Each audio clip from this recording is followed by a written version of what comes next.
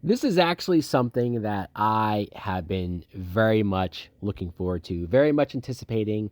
Of course, I'm talking about Batman the Caped Crusader. Oh, look at that Johnny Cage stance. Oh, that guy just died. That guy just died. This is the first season that, for whatever reason, is not on HBO Max. What a waste. I mean, I know the story. I know how David Zaslav was so desperate to cut cost and to save as much money as he could that he pretty much canceled this show. But thankfully, the season was shopped out and bought by Amazon. So this is on Amazon Prime.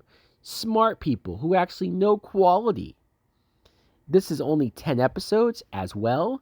And what a great length for a newer show that comes out today that doesn't feel too overwhelming in order to jump into. I mean, when I was a kid, I used to love when, especially cartoons, had like 20 episodes per season because fuck yeah, the more the merrier. But nowadays, there's so much shows, there's so much to watch. I'm so behind on everything.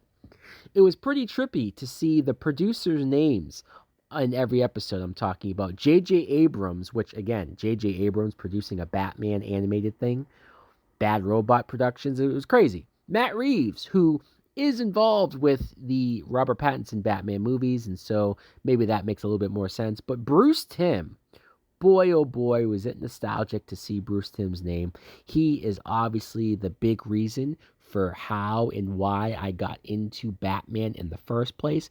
Being a little kid, growing up in the 90s and watching the animated series, it shaped everything that I know and love about the character and why I still love the character to this day. So fuck yeah, man. Having this guy revive the series. And sure, granted, this isn't an exact continuation of Batman the Animated Series. This is its own thing. This is a new story. This is set in its own universe. But it for sure keeps the tone. It for sure stays true to how that original show felt.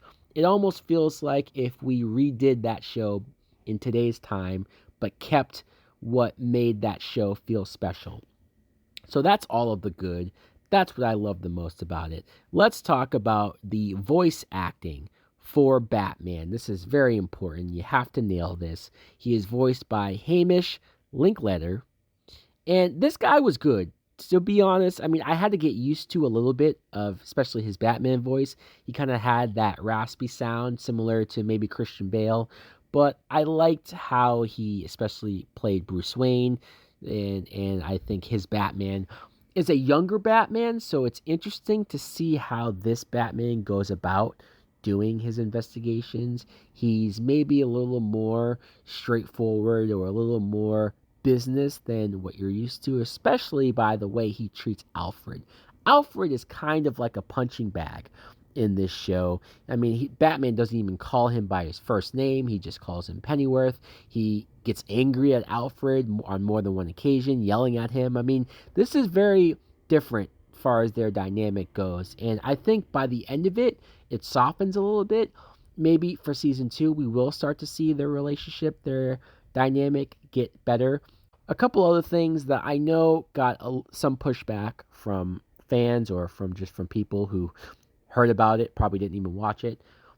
The Penguin was gender swapped. The Penguin is now a female on this show, and I'm not going to make a whole big deal out of it because honestly, it was one episode. She was voiced by Minnie Driver, and I like Minnie Driver. I think she did a great job, and I didn't really mind how the Penguin was used. But I also don't see the point in gender swapping the Penguin either. I mean, I saw the producers and Bruce Timm talk about how they did this because there wasn't enough female big bad villain characters for Batman. You know, there's a handful, but they wanted more. My pushback, my argument is, well, then just create some.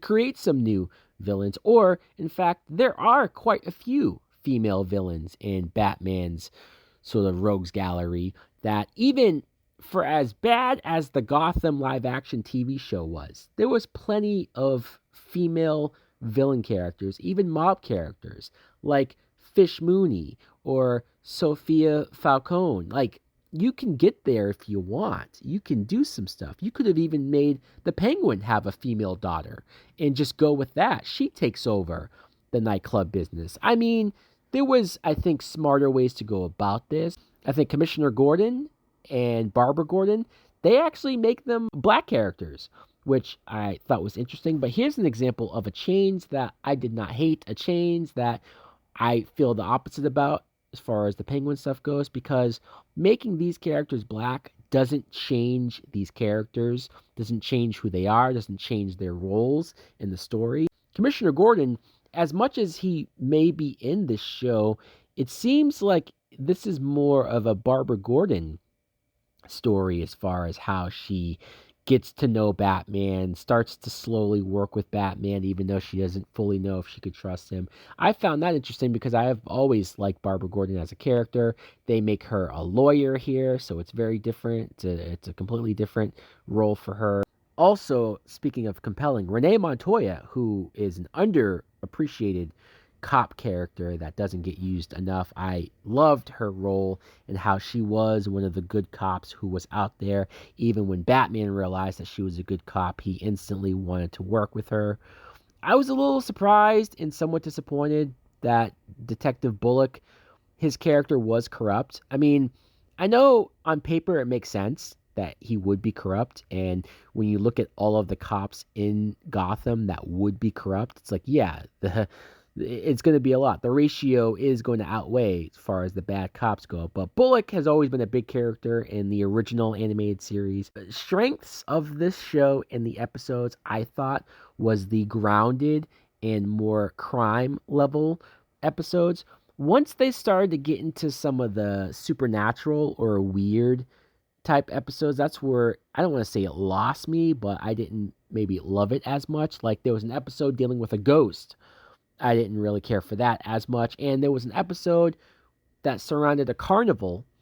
And the biggest issue I had with that particular episode, it's probably the weakest episode, in my opinion, at the carnival, is because it deals with all of these kids from an orphanage. And I get that it makes sense. Leslie Tompkins runs it. Bruce Wayne obviously has a fondness for being an orphan. He knows what that's like. But every one of these kids that ends up going missing is named a character that we know from the comic books. And clearly this was probably just Easter eggs. I'm probably reading too much into it. I'm probably getting too annoyed over something that's not actually going to matter or factor into much. But the first kid that gets taken is named Dick. And then the kid that goes looking for him is named Jason. And then the kid after that is named Tim. Oh, and then there's another kid named Stephanie, like Stephanie Brown. And oh, one of the last kids that tries to help out is named Carrie, probably Carrie Kelly. She looks like Carrie Kelly as well, the glasses, the hair. And it was too much. It was too many characters with too many names that I knew. I'm confused as to why all of these characters are the same age. It annoyed me. Seeing Dr. Harleen Quinzel, the way how they integrated her to being sort of the therapist for all of the criminals makes the most sense. That is her backstory. But she becomes a villain type character without the Joker's appearance. Her origin story as a villain has nothing to do with the Joker. And weirdly enough, I'm okay with that. I mean, it's cool to see Harley become a villain on her own, that she already has that embedded in her. But also her dating Renee Montoya and her having that double life, or that at least that point of view to where she doesn't think that she's 100% in the wrong. Clayface, his episode as well was great. And Catwoman, Selena Kyle. I love the way they introduced Selena Kyle, her back and forth with Batman, that romance, but also being somebody who she was stealing for all of the reasons that you want Catwoman to be stealing. She's just trying to get by. But seeing that she was voiced by Christina Ricci, this whole cast, this voice cast was pretty great, but I haven't named all of them. But seeing that Christina Ricci was here, that was a pleasant surprise. Some of the best episodes, honestly, came at the very end. This is the most compelling stuff of the entire series. I'm talking about Harvey Dent. Harvey Dent is throughout the entire show in the background, sort of dealing with the mob, and he's being the district attorney. He's the good guy that you want for the city, but he also has a dark side to him. And of course, him dealing with the mob. And I love that the mob is being head up by Rupert Thorne, a character not used enough, in my opinion. But when you see the origin of how he becomes Two-Face, it's not so much that it's something you've never seen before. Obviously, we know Harvey Dent's story. Obviously, we've seen him become Two-Face 100 times by this point.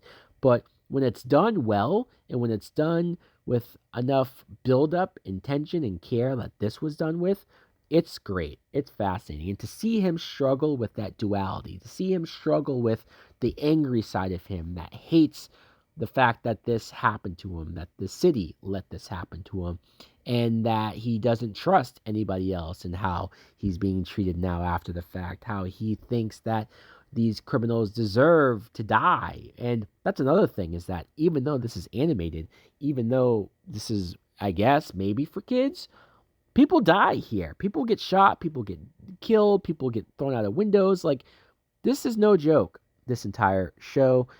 And the very end, I was going to praise the fact that we don't have the Joker at all in the series. Not because I dislike the Joker. The Joker's my favorite villain of all time. But it does seem like sometimes we rely too much on the Joker, or we do too much with the Joker.